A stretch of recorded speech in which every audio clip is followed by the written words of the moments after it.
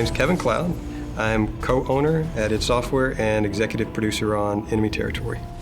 So hi, my name's Paul Wedgwood. I'm the owner of Splash Damage and lead game designer on Enemy Territory Quake Wars. I first started working with Kevin Cloud around 5 years ago on the game's spiritual predecessor, Wolfenstein Enemy Territory.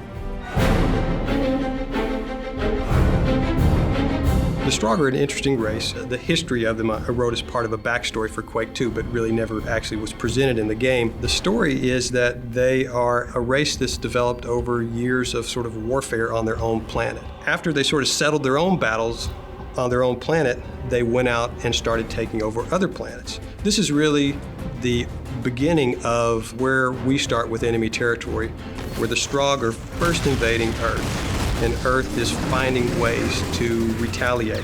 When you look at Enemy Territory, it's really a prequel to what happens in Quake 2. Strogg target destroyed. The invasion of Earth by the Strogg is retold as a story through a series of missions that chart the critical turning points of this campaign, eventually leading to the retaliation against Stroggos in Quake 2. Bumblebee down. We need medics on site. Generally in multiplayer games, you have two teams that are sort of reskin versions of the same team. But in Enemy Territory Quake Wars, you have two very, very different teams. You have the Earth Defense Forces with basically modernized conventional weapons, tanks and machine guns and things like this, facing off against the Strogg with their alien technology with like gravitonic repulsors and walkers.